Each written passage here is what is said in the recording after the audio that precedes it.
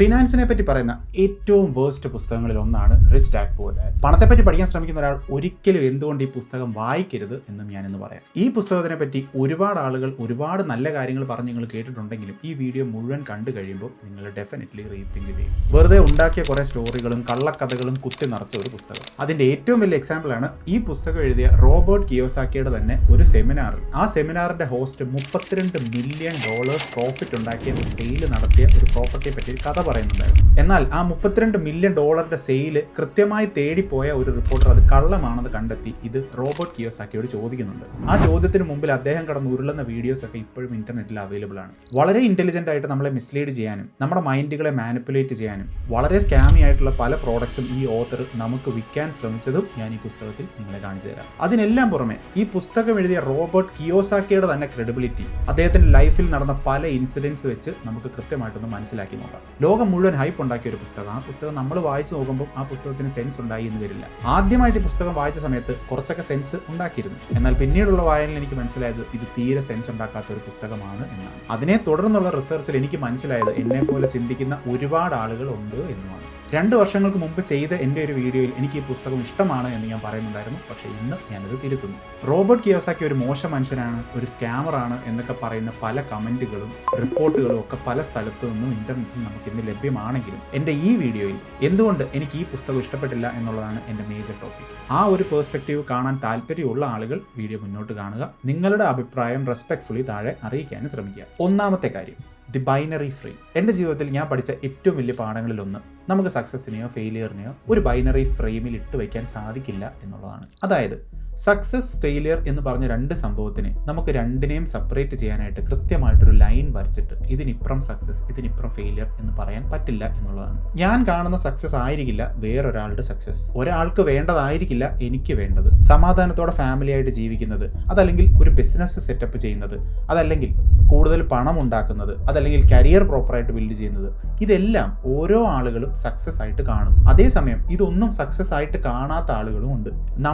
നമ്മളെ തന്നെ ചീറ്റ് ചെയ്യുന്ന ഏറ്റവും വലിയ കാര്യം, നമുക്ക് വേണ്ട കാര്യത്തിൽ നമ്മൾ പ്രോപ്പറായിട്ട് വർക്ക് ചെയ്യാതെ മറ്റുള്ള ആളുകളുടെ മുൻപിൽ നമ്മൾ സക്സസ്ഫുൾ ആണ് എന്ന് കാണിക്കാനായിട്ട് അവർക്ക് സക്സസ്ഫുൾ ആണ് എന്ന് തോന്നുന്ന കാര്യം നമ്മൾ അച്ചീവ് ചെയ്യാൻ ശ്രമിക്കുമ്പോഴാണ്. അപ്പോൾ ഈ ബൈനറി ഫ്രെയിം എന്ന് പറയുന്ന ടോപ്പിക്കിനെ പറ്റി കൂടുതൽ സംസാരിക്കുന്നതിന് മുമ്പ് ഈ പുസ്തകം വായിച്ചിട്ടില്ലാത്ത ആളുകൾക്ക് വേണ്ടിയിട്ട് ഈ പുസ്തകത്തിന്റെ ഒരു ബേസിക് കോണ്ടെക്സ്റ്റ് ഞാനൊന്ന് പറയാം. ഈ പുസ്തകം എഴുതിയ ആളുടെ പേര് റോബർട്ട് കിയോസാക്കി എന്നാണ്. അദ്ദേഹത്തിന്റെ 9ാമത്തെ വയസ്സ് തൊട്ട് അദ്ദേഹത്തിന്റെ ലൈഫിൽ നടന്നിട്ടുള്ള പണവുമായിട്ട് ബന്ധപ്പെട്ട കാര്യങ്ങളൊക്കെയാണ് ഈ പുസ്തകത്തിൽ മുഴുവൻ പറയുന്നത്. ഈ പുസ്തകം തുടങ്ങുമ്പോൾ തന്നെ അദ്ദേഹം പറയുന്നത് അദ്ദേഹത്തിന് 2 ഡാഡ് ഉണ്ടെന്നാണ്. 2 ഡാഡ് എന്ന് വെച്ചാൽ 2 അച്ഛന്മാരുണ്ടെന്നാണ്. ഒരാൾ റിച്ചും ഒരാൾ പൂറും. ഈ 2 ആളുകളുടെ പെർസ്പെക്റ്റീവിലാണ് നമ്മളോട് എല്ലാ കഥകളും പറയുന്നത്. വളരെ ഇന്റലിജന്റ് ആയിട്ടുള്ള ഒരു സ്റ്റോറി ടെല്ലിംഗ് ടെക്നിക് ആയിരുന്നു അത്. നമ്മൾ ഉൾപ്പെടുന്ന നമ്മളെ പോലെയുള്ള സാധാരണ ആളുകളുടെ മനസ്സിൽ തോന്നുന്ന കാര്യങ്ങൾ പുവർ ഡാഡിനെ കൊണ്ട് പറയിക്കുകയും അതിന് കംപ്ലീറ്റ്ലി കോൺട്രഡിക്റ്റിംഗ് ആയിട്ടുള്ള കാര്യങ്ങൾ റിച്ച് ഡാഡിനെ കൊണ്ട് പറയിക്കുകയുമാണ് ഈ പുസ്തകത്തിൽ ചെയ്തിരിക്കുന്നത്. എന്നിട്ട് ഇടയ്ക്കിടയ്ക്ക് പുവർ ഡാഡ് പുവർ ആയിരിക്കുന്നതിന്റെ കാരണം ഇങ്ങനെ ചിന്തിക്കുന്നത് കൊണ്ടാണ് എന്നും റിച്ച് ഡാഡ് റിച്ച് ആയിട്ടിരിക്കുന്നതിന്റെ കാരണം അങ്ങനെ ചിന്തിക്കുന്നത് കൊണ്ടാണ്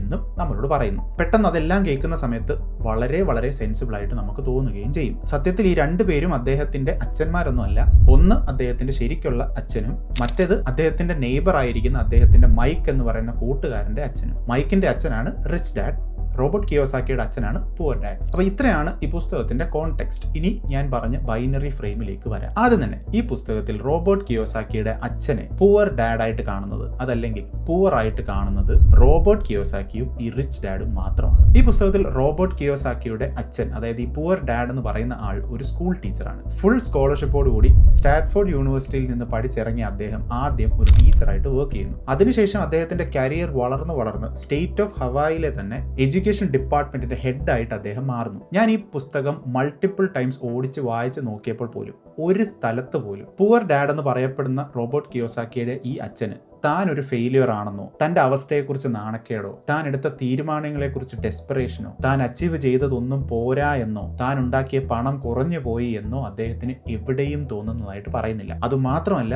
അവർ ജീവിക്കുന്ന കമ്മ്യൂണിറ്റിയിലെ വളരെ വളരെ റെസ്പെക്റ്റഡ് ആയിട്ടുള്ള ഒരാളുമാണ് ഈ പുവർ ഡാഡ് എന്ന് പറയുന്ന റോബർട്ട് കിയോസാക്കിയുടെ അച്ഛൻ. ഇനി അത് മാത്രമല്ല, ഈ പുസ്തകത്തിൽ തന്നെ കിയോസാക്കി അദ്ദേഹത്തിനോട് ചോദിക്കുന്ന ഒരു ചോദ്യമുണ്ട്, എന്താണ് ഡാഡ് റിച്ച് അല്ലാത്തത് എന്ന്. അതിന് അദ്ദേഹം പറയുന്ന മറുപടി ഞാൻ ആ പുസ്തകത്തിലെ കോട്ട് തന്നെ വായിക്കാം. Because I chose to be a school teacher.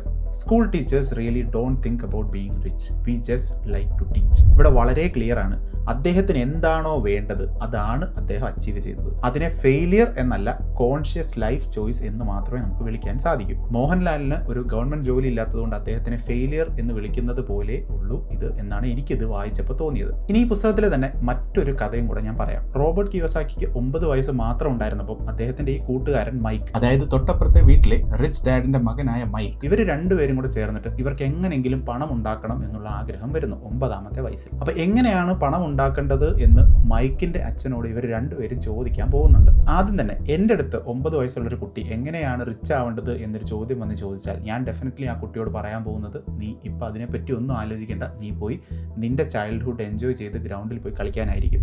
പക്ഷേ അത് എൻ്റെ പെർസ്പെക്റ്റീവ്, അത് നമുക്കിവിടെ മാറ്റിവെക്കാം. ആദ്യം തന്നെ ഈ റിച്ച് ഡാഡ് ഈ കുട്ടികളോട് പറയുന്നത് അദ്ദേഹം നടത്തുന്ന കൺവീനിയൻസ് സ്റ്റോറിൽ കൂടെ വന്ന് വർക്ക് ചെയ്താൽ എങ്ങനെയാണ് റിച്ച് ആവുന്നത് എന്ന് പറഞ്ഞു തരാം എന്നാണ്. ഇതേ കോൺവെർസേഷൻ തന്നെ മൾട്ടിപ്പിൾ ടൈംസ് ഈ പുസ്തകത്തിൽ പല സ്ഥലത്തും നമുക്ക് കാണാം. ആദ്യം 1 മണിക്കൂറിന് 10 സെന്റ് തരാം എന്ന് പറഞ്ഞാണ് ഈ കുട്ടികളെ പണിയെടുപ്പിക്കുന്നത്. അത് വളരെ കുറവല്ലേ എന്ന് റോബർട്ട് കിയോസാക്കി ചോദിക്കുന്ന സമയത്ത് റിച്ച് ഡാഡ് പറയുന്ന മറുപടി, ഞാൻ പറയുന്നത് പോലെ ചെയ്തില്ലെങ്കിൽ നീ നിന്റെ അച്ഛനെ പോലെ പോറാകും എന്നാണ്. ഈ വളരെ സിമിലർ ആയിട്ടുള്ള ഒരു കോൺവെർസേഷൻ പിന്നീട് വീണ്ടും നടക്കുന്നുണ്ട്. 10 സെന്റ് 1 മണിക്കൂറിന് കൊടുക്കാമെന്ന് പറഞ്ഞത് മാറ്റി ഇനി നീ ഫ്രീ ആയിട്ട് എനിക്ക് വേണ്ടി വർക്ക് ചെയ്യണം എന്ന് പറയുമ്പോൾ റോബർട്ട് കിയോസാക്കി പറയുന്നുണ്ട്, അത് വളരെ മോശമല്ലേ പണം കൊടുക്കാതെ ഒരാളെ കൊണ്ട് പണിയെടുപ്പിക്കുന്നത് എന്ന്. അപ്പോഴും റിച്ച് ഡാഡ് പറയുന്നുണ്ട്, നീ ഞാൻ പറയുന്നത് പോലെ ചെയ്തില്ലെങ്കിൽ നീ നിന്റെ അച്ഛനെ പോലെ പോറാകും എന്ന്. ഇനി ഇതൊന്നും അല്ലാതെ വളരെ ഫാസിനേറ്റിംഗ് ആയിട്ടുള്ള മറ്റൊരു സ്റ്റേറ്റ്മെന്റും കൂടെ റിച്ച് ഡാഡ് പറയുന്നുണ്ട്. ആ പുസ്തകത്തിലെ ഈ കോട്ട് ഞാനിപ്പോൾ സ്ക്രീനിൽ കാണിക്കാം, കാരണം ഇത് ഞാൻ ഉണ്ടാക്കി പറയുന്നതല്ല, ഇത് ആ പുസ്തകത്തിലുള്ളതാണ് എന്ന് കാണിക്കാൻ വേണ്ടിയിട്ടാണ്. റിച്ച് ഡാഡ് പറയുന്ന സ്റ്റേറ്റ്മെന്റ് ആണ്, some people say I exploit people because I don't pay as much as the sugar plantation or the government. അതായത് പല ആളുകളും പറയുന്നുണ്ട് ഞാൻ ആളുകളെ എക്സ്പ്ലോയിറ്റ് ചെയ്യുന്നുണ്ട്, ഷുഗർ പ്ലാന്റേഷനിലോ ഗവൺമെന്റ് ജോലിയിലോ വർക്ക് ചെയ്യുന്ന ആളുകൾക്ക് കിട്ടുന്ന അത്ര പോലും പണം ഞാൻ കൊടുക്കുന്നില്ല എന്ന്. അങ്ങനെ ഒരു ആക്ഷേപം ആളുകൾ പറയാറുണ്ട് എന്ന് റിച്ച് ഡാഡ് തന്നെ പറയുകയാണ്. അപ്പോൾ അതിന് മറുപടിയായിട്ട് റോബർട്ട് കിയോസാക്കി ചോദിക്കുന്നുണ്ട്, അപ്പോൾ നിങ്ങൾക്ക് കൂടുതൽ അവർക്ക് പേ ചെയ്ത് കൂടെ? അതിന് റിച്ച് ഡാഡ് പറയുന്ന മറുപടി, എനിക്കതിൻ്റെ ആവശ്യമില്ല. ഇനി അവർക്ക് കൂടുതൽ പേ ചെയ്താൽ പോലും അവരുടെ പ്രശ്നങ്ങൾ മാറാനും പോകുന്നില്ല. ഞാൻ ആ കോട്ടൊന്ന് വായിക്കാം. I don't have to, and besides, more money will not solve their problems. Just look at your dad. നീ പോയി നിന്റെ അച്ഛനെ നോക്കൂ. നിന്റെ അച്ഛൻ ഒരുപാട് പൈസ ഉണ്ടാക്കിയിട്ട് പോലും നിന്റെ അച്ഛൻ ഇപ്പോഴും ബില്ല് അടയ്ക്കാൻ പറ്റുന്നില്ല. He makes a lot of money and he still can pay his bills. അപ്പോൾ തന്റെ ജോലിക്കാർക്ക് മാന്യമായിട്ടുള്ള പേ താൻ കൊടുക്കാത്തതിന്റെ കാരണം വേറൊന്നുമല്ല, താൻ വലിയ നന്മയുള്ള ആളായതുകൊണ്ടും ഇവർക്ക് കൂടുതൽ പൈസ കൊടുത്തിട്ടും ഇവരുടെ കഷ്ടപ്പാടിൽ നിന്നും ഇവർ മാറാത്തത് കൊണ്ട് അവർക്ക് ആ പൈസ കൊടുക്കാതെ ആ പൈസ എന്റെ കയ്യിൽ വെക്കുന്നു എന്നാണ് റിച്ച് ഡാഡ് പറയുന്നത്. 9 വയസ്സുള്ള റോബർട്ട് കിയോസാക്കിയുടെ തന്നെ കൂട്ടുകാരുമായിട്ടുള്ള ബേസ്ബോൾ കളികളൊക്കെ ക്യാൻസൽ ചെയ്യിച്ചിട്ട് ഫ്രീ ആയിട്ട് അദ്ദേഹത്തിന്റെ കൺവീനിയൻസ് സ്റ്റോറിൽ വർക്ക് ചെയ്യാനായിട്ട് റിച്ച് ഡാഡ് ഈ കുട്ടികളെ ഫോഴ്സ് ചെയ്യുന്നുണ്ട്. ഇങ്ങനെ പേ ചെയ്യാതെ ചൈൽഡ് ലേബർ ചെയ്യുന്ന അദ്ദേഹം ഇതിനൊക്കെ പറയുന്ന മറുപടി, നിങ്ങൾ റിച്ച് ആവാൻ ഞാൻ പഠിപ്പിക്കാം എന്നാണ്. റിച്ച് ഡാഡ് ഇവിടെ പറയുന്ന ഒരു കാര്യമുണ്ട്, അതായത് കൂടുതൽ പണം കിട്ടിയാൽ നിങ്ങൾക്ക് നിങ്ങളുടെ പ്രോബ്ലം സോൾവ് ആവില്ല എന്നുള്ളത്. ആ ഒരു ടോപ്പിക്ക് വളരെ ഡിബേറ്റബിൾ ആയിട്ടുള്ള ടോപ്പിക്കാണ്. ഇതിന് ഫോറും എഗൻസ്റ്റും ആയിട്ടുള്ള ഒരുപാട് റിസർച്ചുകളും പഠനങ്ങളും നമുക്ക് കാണാൻ സാധിക്കും. പക്ഷേ ഈ ഒരു കംപ്ലീറ്റ് ഐഡിയ ഈ പുസ്തകത്തിൽ വളച്ചൊടിച്ചിരിക്കുകയാണ്. കൂടുതൽ പണം ഒരാൾക്ക് കിട്ടുന്നത് എപ്പോഴും നല്ലത് തന്നെയാണ്, അദ്ദേഹത്തിന്റെ സ്പെൻഡിങ് ഹാബിറ്റ്സും ബാക്കി പണത്തെ പറ്റിയുള്ള അറിവും കൂടെ ഉണ്ടെങ്കിൽ. പക്ഷേ ഇവിടെ റിച്ച് ഡാഡ് പറയുന്നത്, നിങ്ങൾക്ക് എല്ലാവർക്കും, എനിക്ക് വേണ്ടി വർക്ക് ചെയ്യുന്ന നിങ്ങൾക്ക് എല്ലാവർക്കും പൂർ മൈൻഡ് സെറ്റ് ആയതുകൊണ്ട് തന്നെ നിങ്ങൾക്ക് ഞാൻ പണം കൂടുതൽ തന്നതുകൊണ്ട് ഒരു ഗുണമില്ല, അതുകൊണ്ട് ആ പണമൊക്കെ ഞാൻ എൻ്റെ കയ്യിൽ വെക്കുന്നു എന്നാണ്. വളരെ റൂഡായിട്ടുള്ള, ഹ്യൂമിലിറ്റി എന്താണെന്ന് പോലും അറിയാത്ത, ഒട്ടും തന്നെ എമ്പതി ഇല്ലാത്ത ഒരാൾ. അയാൾ എത്ര റിച്ച് ആണെങ്കിലും ഒരു കുട്ടിക്ക് അയാളിൽ നിന്ന് ഒന്നും പഠിക്കാനില്ല. അതേസമയം തൻ്റെ കമ്മ്യൂണിറ്റിക്ക് വേണ്ടി എഡ്യൂക്കേഷൻ പ്രോപ്പറായിട്ട് പറഞ്ഞു കൊടുക്കുന്ന, തനിക്ക് എത്ര പണം കിട്ടുന്നുണ്ടെന്ന് ബോധർ പോലും ചെയ്യാത്ത ആ പുവർ ഡാഡിൽ നിന്നും ആ കുട്ടികൾക്ക് ഒരുപാട് കാര്യങ്ങൾ പഠിക്കാനുണ്ട് എന്നാണ് എനിക്ക് ആ പുസ്തകം വായിച്ചപ്പോൾ തോന്നിയത്. അപ്പോൾ ഈ ഒരു സെക്ഷൻ എന്ന് പറയുന്നത് തന്നെ ഞാൻ ബൈനറി ഫ്രെയിമിലാണ് പറഞ്ഞു തുടങ്ങിയത്. നമ്മൾ പേഴ്സണൽ ഫിനാൻസിൽ ആദ്യം തന്നെ പഠിക്കുന്ന ഒരു കാര്യമുണ്ട്, നമുക്ക് വേണ്ടത് എന്താണ് എന്ന് കൃത്യമായിട്ട് ഐഡന്റിഫൈ ചെയ്യുക,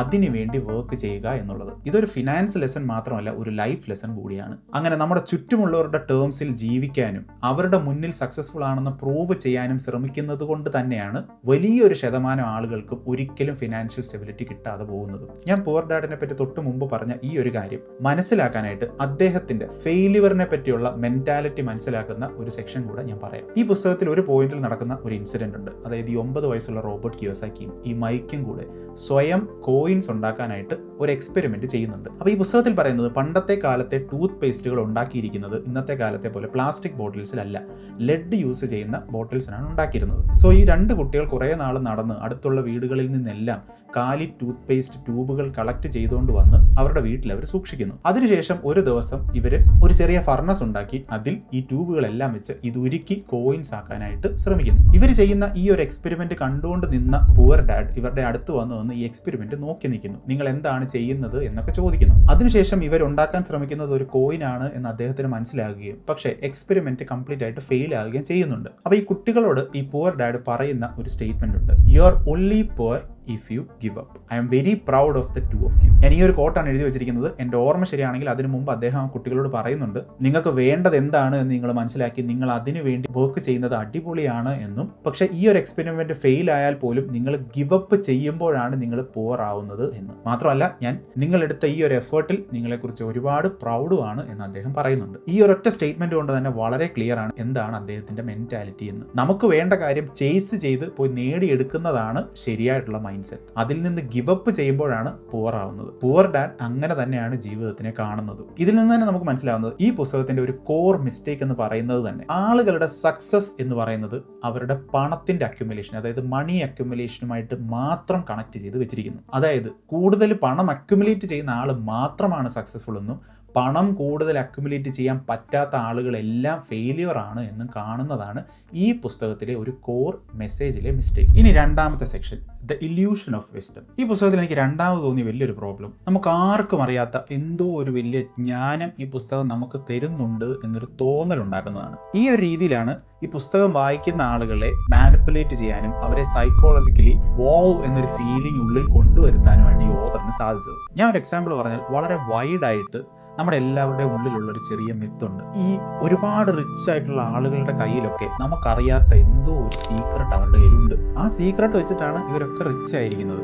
ആ സീക്രട്ട് അറിയാത്തത് കൊണ്ടാണ് നമ്മളിങ്ങനെ പുവർ ആയിട്ടിരിക്കുന്നത് എന്നും. ഈ ഒരു തോട്ട് വളരെ വൈഡായിട്ട് ഒരുപാട് ആളുകളുടെ ഉള്ളിലുണ്ട്. ഈ ഒരു തോട്ട് നമ്മുടെ ഉള്ളിലുള്ളത് കൊണ്ട് തന്നെ നമ്മൾ ഈ റിച്ച് ഡാഡിന്റെയും പുവർ ഡാഡിന്റെയും കാര്യങ്ങളൊക്കെ കേൾക്കുന്ന സമയത്ത് നമുക്കിത് വളരെ സെൻസിബിൾ ആയിട്ട് തോന്നും. റിച്ച് ഡാഡ് പറയുന്നത് ശരിയായിരിക്കാം, നമ്മൾ ചിന്തിക്കുന്നതിനെക്കാട്ടും കോൺട്രഡിക്റ്റിംഗ് ആയിട്ടുള്ള കാര്യങ്ങളാണ് അദ്ദേഹം പറയുന്നത്, ഇതായിരിക്കാം ചിലപ്പോൾ റിച്ചിന്റെ കയ്യിൽ ഇരിക്കുന്ന സീക്രട്ട് എന്ന് നമുക്ക് തോന്നും. അതിന്റെ മുകളിൽ ഓ മൈ ഗോഡ്, റിച്ചിന്റെ കയ്യിലുള്ള ആ സീക്രട്ട് ഇതാ എനിക്ക് കിട്ടിയിരിക്കുന്നു എന്നൊരു ഫീലിംഗും നമുക്ക് ഈ പുസ്തകം ആദ്യം വായിക്കുന്ന സമയത്ത് തോന്നാനുള്ള ചാൻസും ഉണ്ട്. ഈ പുസ്തകം വായിച്ചിട്ടുള്ള ആളുകൾ ഇത് കേൾക്കുന്നുണ്ടെങ്കിൽ നിങ്ങൾക്ക് അങ്ങനെ ഒരു ഫീലിംഗ് തോന്നിയോ എന്ന് നിങ്ങൾ കമന്റ് ചെയ്യുക. പക്ഷേ എന്നാൽ ഇതിന്റെ ഏറ്റവും വലിയൊരു തമാശ എന്താണെന്ന് പറഞ്ഞാൽ ഈ പറയുന്ന കാര്യങ്ങളെല്ലാം നമ്മൾ പെട്ടെന്ന് കേൾക്കുമ്പോൾ നല്ലതാണ് എന്ന് തോന്നുന്ന കുറച്ച് കോട്ട്സ് ഉണ്ട് എന്നുള്ളതല്ലാതെ എന്താണ് ചെയ്യേണ്ടതെന്നും ഈ പറയുന്ന കാര്യങ്ങളെ പറ്റിയുള്ള ഒരു ബെറ്റർ അണ്ടർസ്റ്റാൻഡിങ്ങും ഈ പുസ്തകം ഒരു സ്ഥലത്ത് പോലും നമുക്ക് തരാൻ പോകുന്നില്ല. അത് മാത്രമല്ല ചില കാര്യങ്ങളിലൊക്കെ വളരെ മോശം ലെവലിൽ നമ്മളെ മിസ്ലീഡ് പോലും ഈ പുസ്തകം ചെയ്യുന്നുണ്ട്. അതിന്റെ ഒരു എക്സാമ്പിൾ ഞാൻ പറയുകയാണെന്നുണ്ടെങ്കിൽ ഈ പുസ്തകത്തിൽ ടാക്സിനെ പറ്റി അവർ പറഞ്ഞിരിക്കുന്ന ഒരു കാര്യമാണ്.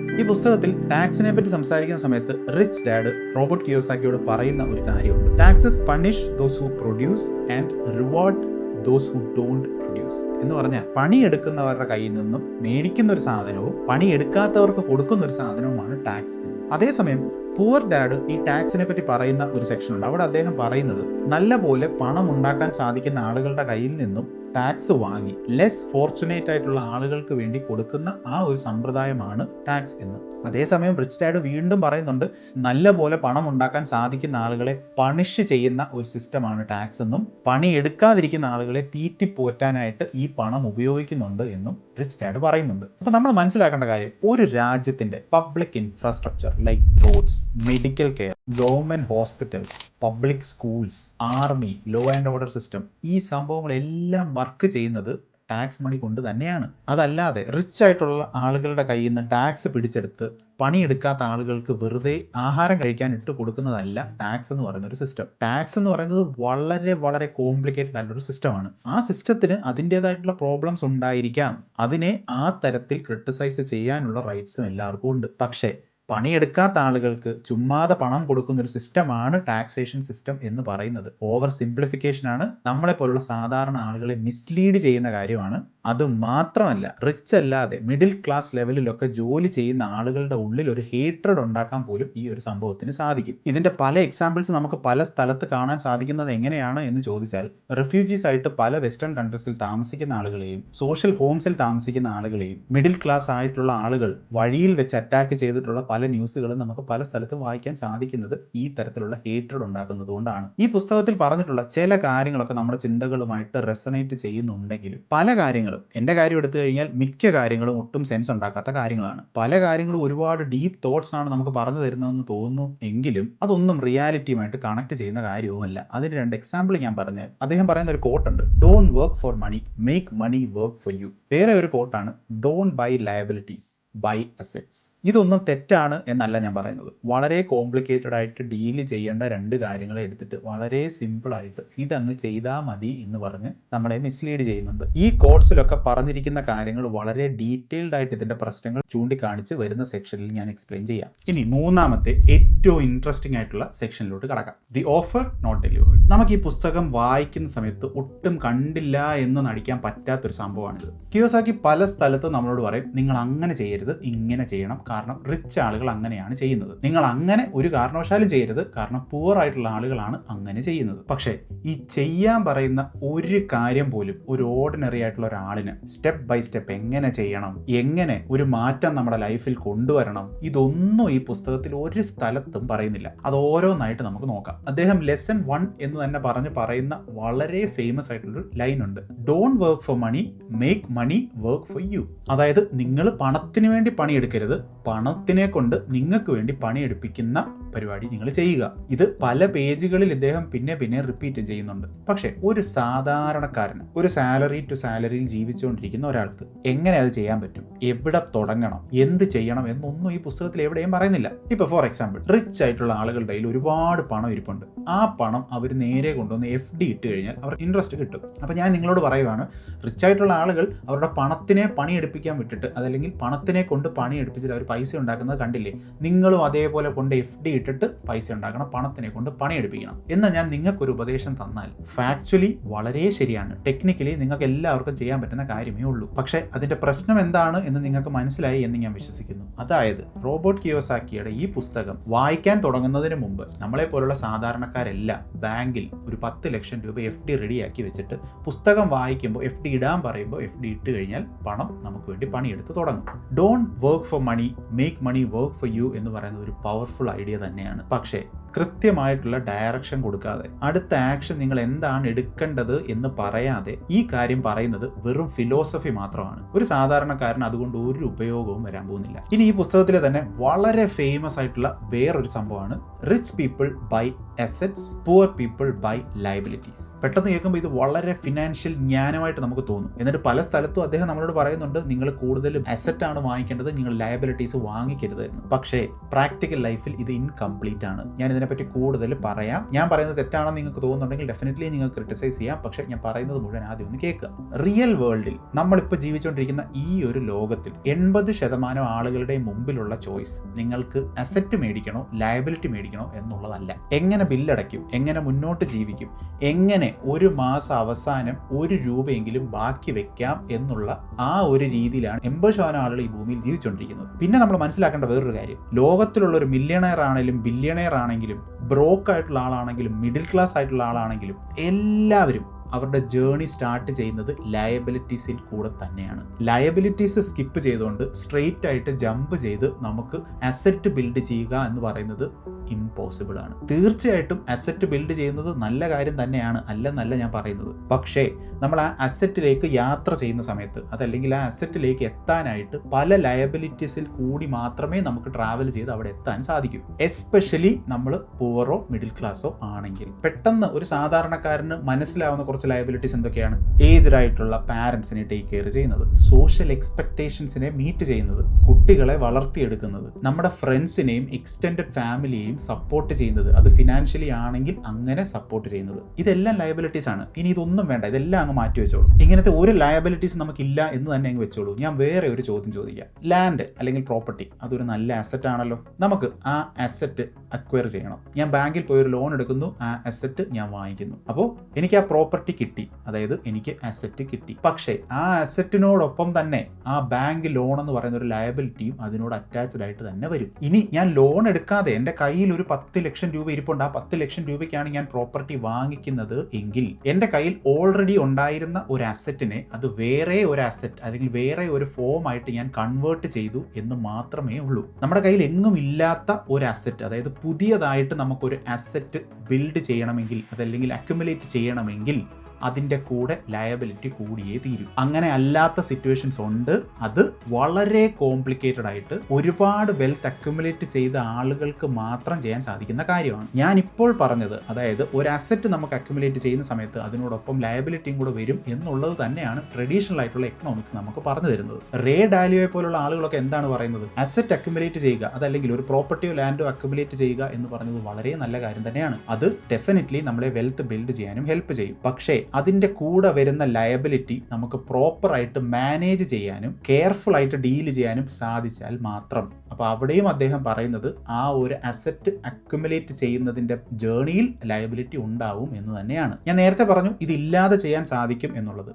വെൽതി ആയിട്ടുള്ള ആളുകൾ, അതായത് നല്ല രീതിയിൽ വെൽത്ത് ഉണ്ടാക്കി കഴിഞ്ഞിട്ടുള്ള ആളുകൾ, അവർ ഈ ലയബിലിറ്റിയെ തന്നെ ലെവറേജ് ചെയ്തുകൊണ്ട് അവർ കൂടുതൽ വെൽത്ത് ഉണ്ടാക്കാൻ ശ്രമിക്കും. അതൊക്കെ വളരെ വളരെ കോംപ്ലിക്കേറ്റഡ് ആയിട്ടുള്ള ഐഡിയാസ് ആണ്. നിങ്ങൾക്ക് അതിനെപ്പറ്റി കൂടുതൽ വായിക്കണം എന്നുണ്ടെങ്കിൽ ഇഷ്ടം പോലെ റിസോഴ്സസ് നമുക്ക് അവൈലബിളും ആണ്. അത് വായിക്കുന്ന സമയത്ത് നിങ്ങൾക്ക് മനസ്സിലാവും അത് എത്രത്തോളം കോംപ്ലിക്കേറ്റഡ് ആയിട്ടുള്ള ഒരു ഐഡിയ ആണ് എന്നുള്ളത്. സിമ്പിൾ ആയിട്ടുള്ള ഐഡിയ, അസറ്റ് ബിൽഡ് ചെയ്യുന്നതും അസറ്റ് അക്യുമുലേറ്റ് ചെയ്യുന്നതും വളരെ നല്ല ഐഡിയ തന്നെയാണ്. പക്ഷേ അതിന് പ്രോപ്പർ ആയിട്ടുള്ള റോഡ് മാപ്പ് വേണം, നല്ല അവയർനെസ് വേണം, പെൻഡിങ് ഹാബിറ്റ്സ് നമ്മൾ മാറ്റിയെടുക്കാൻ സാധിക്കണം, പണത്തിന്റെ സൈക്കോളജി മനസ്സിലാക്കണം. ഈ അസറ്റ് അക്യുമുലേറ്റ് ചെയ്യുന്ന സമയത്ത് നമ്മൾ ഒരു മിസ്റ്റേക്ക് വരുത്തിയാൽ, ഇപ്പൊ നമ്മൾ പ്രോപ്പർട്ടി വാങ്ങിക്കുന്ന കാര്യം തന്നെ എടുത്തു കഴിഞ്ഞാൽ 10ഓ 15ഓ പ്രോപ്പർട്ടി വാങ്ങിച്ച് കൂട്ടിക്കൊണ്ടിരിക്കുന്ന സമയത്ത് ഒരു പ്രോപ്പർട്ടി പോലും മിസ്റ്റേക്ക് ആയിട്ട് നമ്മുടെ കയ്യിൽ പെട്ടുപോവുകയോ അത് റോങ് ആയിട്ടുള്ള പ്രോപ്പർട്ടിയിലാണ് ഇൻവെസ്റ്റ് ചെയ്തതോ എങ്കിൽ നമുക്ക് ഓൾറെഡി വെൽത്ത് ഇല്ലാതെ, നമുക്ക് പ്രോപ്പർ ആയിട്ടുള്ള ബാക്കപ്പ് ഇല്ലാതെ ആ ഒരു സിറ്റുവേഷനിൽ നിന്ന് കര കയറാൻ പോലും സാധിക്കില്ല. സോ ഇതെല്ലാം സമയമെടുത്ത് പഠിച്ച് മനസ്സിലാക്കേണ്ട വളരെ കോംപ്ലിക്കേറ്റഡ് ആയിട്ടുള്ള സംഭവമാണ്. കഷ്ടിച്ച് ജീവിക്കാൻ പോലും പണമില്ലാത്ത ഒരാളുടെ പ്രശ്നങ്ങൾ സോൾവ് ചെയ്യാനായിട്ട്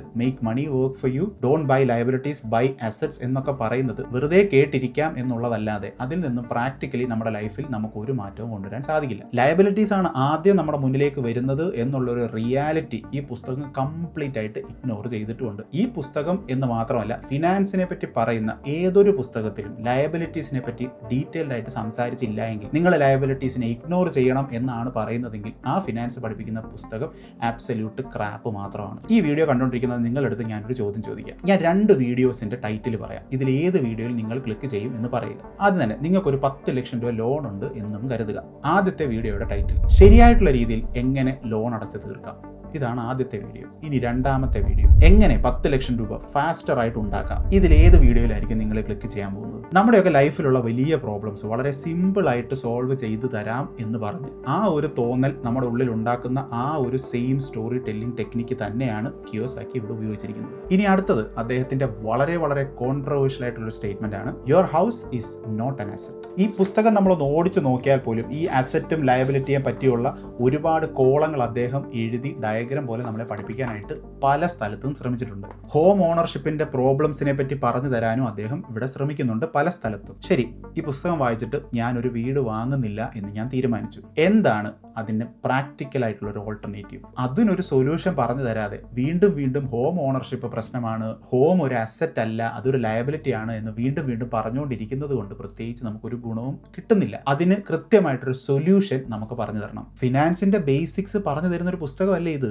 അതല്ലാതെ 10 കോടി കയ്യിൽ വെച്ചിട്ട് ആ പണം എന്ത് ചെയ്യണം എന്ന് പറഞ്ഞു തരുന്ന ഒരു പുസ്തകം അല്ലല്ലോ. ആണോ? അങ്ങനെ ഒരു പുസ്തകമാണോ? ഫിനാൻസിന്റെ ബേസിക്സ് സാധാരണക്കാർക്ക് പറഞ്ഞു തരുന്ന ഒരു പുസ്തകമാണോ ഇത്? എനിക്ക് ഈ പുസ്തകം വായിച്ചപ്പോൾ പലപ്പോഴും ഈ ഒരു സംശയം തോന്നി. അപ്പൊ ഞാൻ എന്ത് ചെയ്തു, ഈ പുസ്തകത്തിന്റെ കവർ പേജ് എടുത്ത് ഞാനൊന്ന് വായിച്ചു നോക്കി. ഈ പുസ്തകം ഇത്രയും വർഷം എൻ്റെ കയ്യിലുണ്ടായിട്ട് പോലും ഒരിക്കലും ഞാൻ ഈ പുസ്തകത്തിന്റെ കവർ പേജ് വായിച്ചിട്ടില്ലായിരുന്നു. ഇവിടെ പറയുന്നത് നിങ്ങൾക്ക് കൃത്യമായിട്ട് വായിക്കാം. Rich dad poor dad, what the rich teach their kids about money that the poor and middle class do not. അതായത് കയ്യിൽ പൈസയുള്ള ആളുകൾ അവരുടെ മക്കൾക്ക് പറഞ്ഞു കൊടുക്കുന്ന പാഠങ്ങൾ, അതാണ് ഈ പുസ്തകത്തിലുള്ളത്. അങ്ങനെ വായിച്ചു നോക്കുമ്പോൾ ചിലപ്പോൾ ഇതൊക്കെ ശരിയായിരിക്കാം. റിച്ച് ആയിട്ടുള്ള ആളുകൾ അവരുടെ കയ്യിലിരിക്കുന്ന പണം അവരുടെ മക്കൾക്ക് ഇൻഹെറിറ്റ് ചെയ്ത് കൊടുക്കുന്ന സമയത്ത് ആ പണം കൊണ്ട് എന്ത് ചെയ്യണം എന്ന് അവരുടെ കുട്ടികൾക്ക് പറഞ്ഞു കൊടുക്കുന്ന പാഠമായിരിക്കാം കിയോസാക്കി ഈ പുസ്തകത്തിൽ പറയാൻ ഉദ്ദേശിച്ചത്. എങ്ങനെ ഫിനാൻഷ്യലി ഫ്രീ ആവണമെന്നോ ഒരു സാധാരണക്കാരന് ഫിനാൻഷ്യൽ ലിറ്ററസി ഉണ്ടാക്കി തരുന്ന പുസ്തകമാണ് എന്നോ എനിക്ക് തോന്നിയിട്ടില്ല.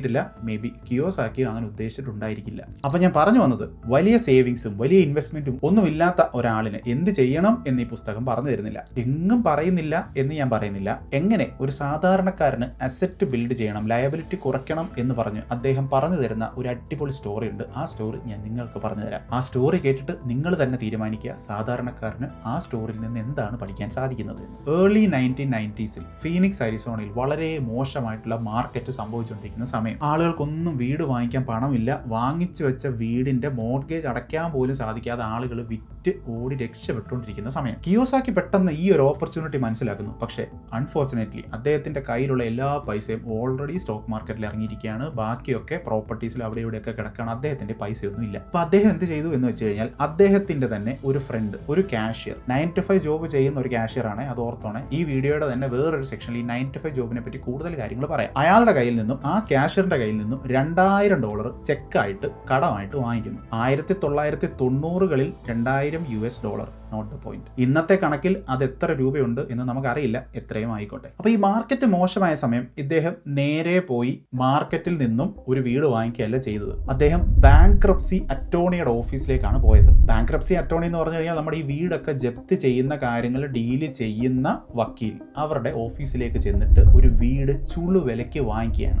ചുളുവിലയ്ക്ക് വാങ്ങിക്കാനായിട്ട് അദ്ദേഹം ഈ ഡൗൺ പേയ്മെന്റ് ആയിട്ട് കൊടുക്കുന്നത് ഈ $2000 അദ്ദേഹത്തിന്റെ കൂട്ടുകാരൻ തന്ന ചെക്കാണ്. അപ്പൊ എന്റെ ഓർമ്മ ശരിയാണെങ്കിൽ ഒരു 75,000 65,000 വീട് അദ്ദേഹം 45,000 എന്തോ വാങ്ങിക്കുന്നുണ്ട് എന്നാണ് പുസ്തകത്തിൽ പറയുന്നത്. കൃത്യമായിട്ട് ഞാൻ നമ്പേഴ്സ് ഓർക്കുന്നില്ല. അപ്പോൾ ഈ വീട് അദ്ദേഹത്തിന്റെ പേരിലോട്ട് ചേർക്കുന്ന പ്രോസസ്സ് നടക്കുന്ന സമയം അദ്ദേഹം പോയി ഒരു ആഡ് ഇടും. അതായത് ഈ വീട് വിൽക്കാനുണ്ട് എന്ന് പറഞ്ഞ് ആഡ് ഇടും. കമ്പാരിറ്റീവ്ലി മാർക്കറ്റിനേക്കാളും വില കുറച്ചാണ് അദ്ദേഹം ഇടുന്നത് എന്നാണ് അദ്ദേഹം പറയുന്നത്. മാർക്കറ്റ് വല്ലാണ്ട് ഡൗൺ ആയി നിൽക്കുകയാണ്. ആളുകളുടെ ഒന്നും വീട് മേടിക്കാനൊന്നും പൈസ ഇല്ലാതിരിക്കുന്ന സമയമായിട്ട് പോലും അദ്ദേഹത്തിന് ഫോൺ വിളിയുടെ ബഹളം. ഒരുപാട് ആളുകൾ ഈ വീട് മേടിക്കാനായിട്ട് അദ്ദേഹത്തിനെ കോൺടാക്ട് ചെയ്യുമെന്നുമാണ് ഈ പുസ്തകത്തിൽ പറയുന്നത്. അങ്ങനെ ആ വീട് മോശമില്ലാത്തൊരു പൈസയ്ക്ക് വിറ്റ് അദ്ദേഹം ഒരുപാട് പൈസ ഉണ്ടാക്കുന്നു. ഇനി നമ്മൾ ശ്രദ്ധിക്കേണ്ട ഒരു കാര്യം, ഈ കംപ്ലീറ്റ് സംഭവം അദ്ദേഹം 5 മണിക്കൂർ കൊണ്ട് ചെയ്തു എന്നാണ് ഈ പുസ്തകത്തിൽ പറയുന്നത്. അപ്പൊ സാധാരണക്കാരന് വളരെ എളുപ്പത്തിൽ പെട്ടെന്ന് പൈസ ഉണ്ടാക്കാനായിട്ട് ഈ ഒരു സ്റ്റോറിയിൽ നിന്ന് നമുക്ക് പഠിക്കാൻ പറ്റുന്ന കുറച്ച് പോയിന്റ്സ് ഞാൻ ഒന്ന് പറയാം. 1, 9 to 5 ജോബ് ചെയ്യുന്ന ഒരാളുടെ കയ്യിൽ നിന്നും പൈസ റെഡി ആയിട്ട് മേടിക്കാൻ അവരെ റെഡി ആയിട്ട് നിർത്തുക. 2, മോർഗേജ് അടയ്ക്കാൻ പറ്റാതെ, അതായത് വീടിന്റെ ലോൺ അടയ്ക്കാൻ പറ്റാതെ ജപ്തിയാവാൻ നിൽക്കുന്ന വീട്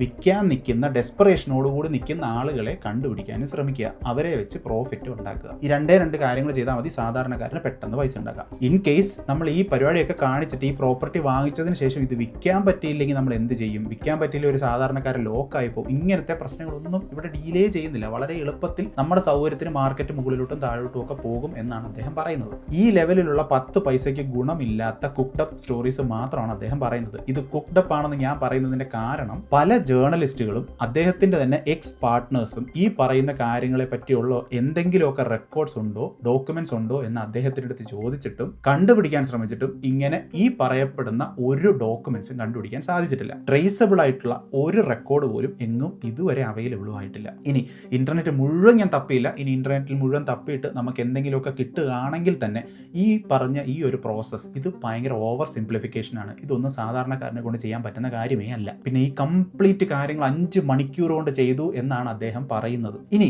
ഈ സ്റ്റോറിയിൽ നിന്നും നമുക്കൊന്നും പഠിക്കാൻ പറ്റിയില്ലെങ്കിൽ ഇതിനേക്കാളും നല്ലൊരു സ്റ്റോറി ഉണ്ട്. അതും ഞാൻ പറയാം. ഈ സ്റ്റോറി എല്ലാം പറഞ്ഞു കഴിഞ്ഞിട്ട് അവസാനം അദ്ദേഹം ഒരു മോട്ടിവേഷൻ തരും. ആ മോട്ടിവേഷൻ ആണ് നമ്മളെ ഭയങ്കരമായിട്ട് തകർത്ത് കളയുന്നത്. നിങ്ങൾ ശ്രദ്ധിച്ച് ഈ കഥയൊന്ന് കേൾക്കുക. 1989 പോർട്ട്ലൻഡ് ഒറിഗോണിൽ കൂടെ അദ്ദേഹം ഇങ്ങനെ ഓടി ജോഗിങ് ചെയ്തുകൊണ്ടിരിക്കുന്ന സമയത്ത് ഒരു സ്ട്രീറ്റിലുള്ള, അന്ന് മാർക്കറ്റ് ഭയങ്കര ഡൗൺ ആണ്, അപ്പോൾ ഒരു സ്ട്രീറ്റിലുള്ള ഒരുപാട് വീടുകൾ വിൽക്കാനിട്ടിരിക്കുന്നു. പക്ഷേ ഒരു വീട് മാത്രം എന്ത് ചെയ്തിട്ടും വിറ്റ് പോകുന്നില്ല. അദ്ദേഹം പല ദിവസങ്ങളിൽ ഓടാൻ പോകുന്ന സമയത്തെല്ലാം ആ വീട് അവിടെ വിൽക്കാനിട്ടിരിക്കുന്നതായിട്ട് കാണും. അങ്ങനെ ആ വീട് എങ്ങനെയെങ്കിലും വിൽക്കണം എന്ന് വളരെ ഡെസ്പറേഷനോട് നിൽക്കുന്ന ഒരു പ്രായമായ ഒരാളെ അദ്ദേഹം കാണും. പ്രായമായ ആളാണോന്ന് ഞാൻ ഓർക്കുന്നില്ല, ഒരാളെ അദ്ദേഹം കാണും. അപ്പോൾ 65,000 രൂപയ്ക്ക് വിൽക്കാനിട്ടിരുന്ന ആ വീട് അദ്ദേഹം $45,000 വാങ്ങിക്കും. വെറും 5,000 ഡൗൺ പേയ്മെന്റ് മാത്രം കൊടുത്തിട്ട് അദ്ദേഹം ഈ വീട് വാങ്ങിക്കും. ഈ $45,000 മേടിച്ച ഈ വീട് വെറും ഒരു വർഷം കൊണ്ട് തന്നെ മാർക്കറ്റ് തിരികെ കയറി $90,000 അദ്ദേഹം വിൽക്കും. ആ പ്രോഫിറ്റ് എടുത്തുകൊണ്ട് അദ്ദേഹം ഒരു 12 യൂണിറ്റ് അപ്പാർട്ട്മെന്റ് വാങ്ങിക്കാനായിട്ട് പോകും. ഈ 12 unit അപ്പാർട്ട്മെന്റിന്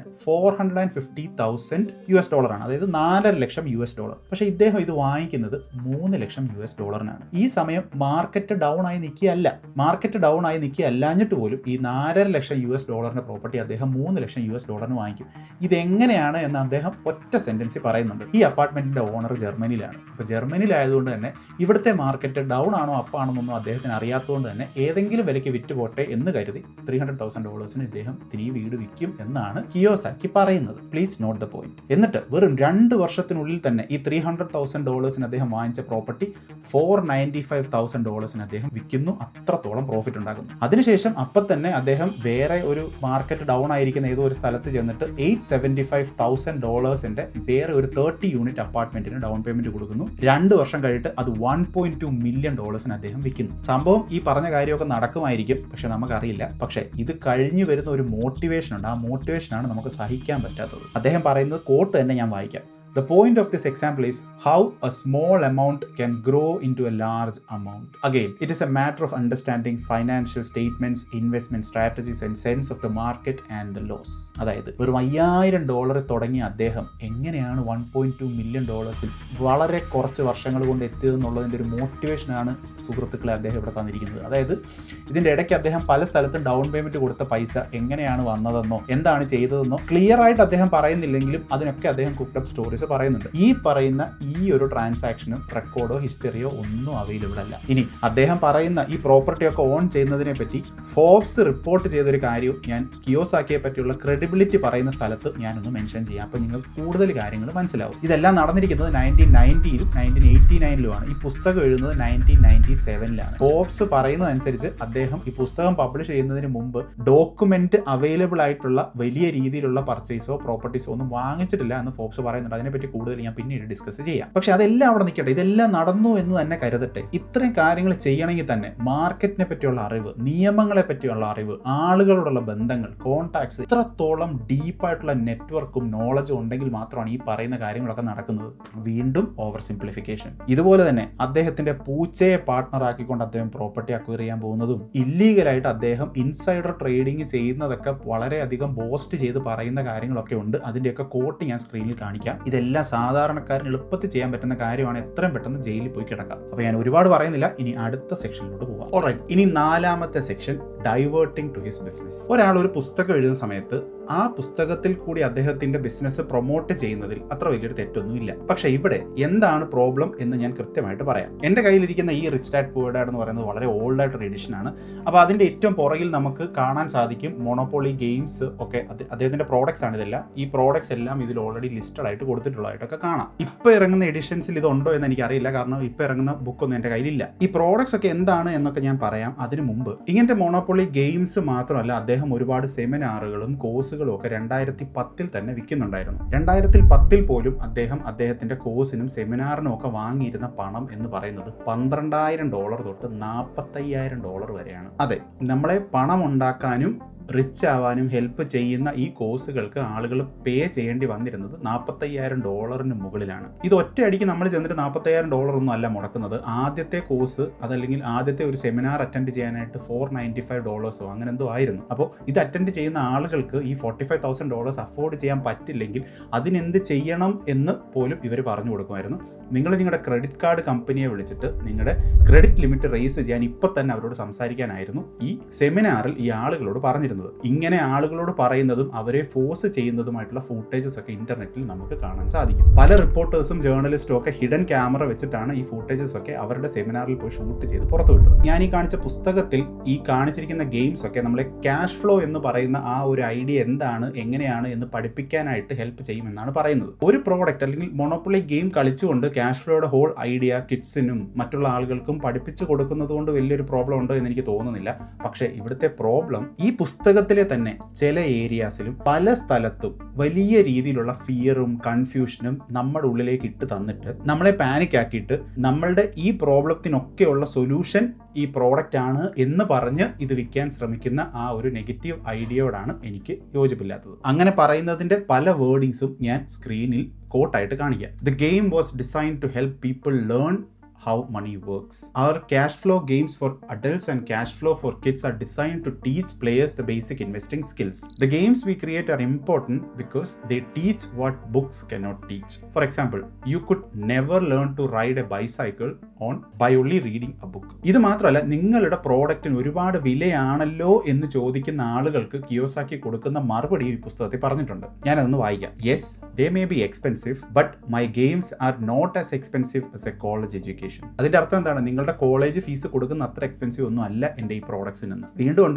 my games are not as expensive as working hard all your life for earned income, paying excessive taxes and then living in terror of losing all your money in the investment markets. വെറും fear ആണ് ഇവിടെ വയ്ക്കാൻ ശ്രമിക്കുന്നത്. ഈ മണ്ടത്തരങ്ങളൊന്നും ചെയ്യുന്നതിൻ്റെ അത്രയും expense, അതായത് tax അടയ്ക്കുന്നത് പോലെയോ ഇൻവെസ്റ്റ് ചെയ്ത് പണം നഷ്ടപ്പെടുന്നത് പോലെയോ എന്നൊക്കെ പറഞ്ഞ് നമുക്ക് ആ ഒരു ഫിയർ ഉണ്ടാക്കിയിട്ട് ആ ഫിയറിൻ്റെ സൊല്യൂഷനാണ് ഞാൻ ഈ പ്രോഡക്റ്റ് ആയിട്ട് തരുന്നത്, അതുകൊണ്ടാണ് ഇത് ഇത്ര എക്സ്പെൻസീവ് ആവുന്നത് എന്നൊക്കെയാണ് അദ്ദേഹം പറയുന്നത്. നമ്മൾ ഏതെങ്കിലും ഒരു സാധനത്തിന് വിലയിടുന്നത് ആ സാധനത്തിൻ്റെ വാല്യൂയിലാണ്, അതല്ലാതെ നിങ്ങൾ അടയ്ക്കുന്ന ടാക്സ് ഇത്ര ഇല്ലല്ലോ, അതല്ലെങ്കിൽ നിങ്ങൾ കോളേജിൽ പോകുമ്പോൾ കൊടുക്കുന്ന ഫീസ് ഇത്ര ഇല്ലല്ലോ എന്നൊന്നും പറഞ്ഞിട്ടല്ലല്ലോ നമ്മൾ ആ ഒരു പ്രോഡക്റ്റിന് വാല്യൂ ഇടുന്നത്. ഇനി അതിനുശേഷം അദ്ദേഹം വെക്കുന്ന സെമിനാർ സെല്ലിംഗ് പിച്ചുകളാണ് ഞാൻ വായിക്കാം. Cash flow classic, cash flow 202, cash flow clubs, അങ്ങനെ ഒരുപാട് പ്രോഡക്ട്സ്. അപ്പോൾ നമുക്കൊന്നും അറിയാത്ത, ഈ റിച്ചിന് മാത്രം അറിയാവുന്ന ഈ സീക്രട്സ് ഒക്കെ നമ്മളെ പഠിപ്പിക്കാൻ വേണ്ടിയിട്ടാണ്, അതല്ലെങ്കിൽ നിങ്ങൾ എങ്ങനെ റിച്ച് ആവണം എന്ന് പഠിപ്പിക്കാൻ വേണ്ടിയിട്ടാണ് ഞാൻ ഈ കോഴ്സൊക്കെ നടത്തുന്നത്, ഈ സെമിനാറൊക്കെ നിങ്ങൾ വാങ്ങിക്കണം പഠിക്കണം എന്നൊക്കെ പറയുന്ന രീതിയിലോട്ടാണ് അദ്ദേഹം ഈ കോഴ്സസും പ്രോഡക്ട്സും എല്ലാം സെല്ല് ചെയ്യുന്നത്. അദ്ദേഹത്തിൻ്റെ വെബ്സൈറ്റിൽ കയറി കഴിഞ്ഞാൽ ഇപ്പോഴും ഈ പല പ്രോഡക്ട്സും അവൈലബിൾ ആണ്,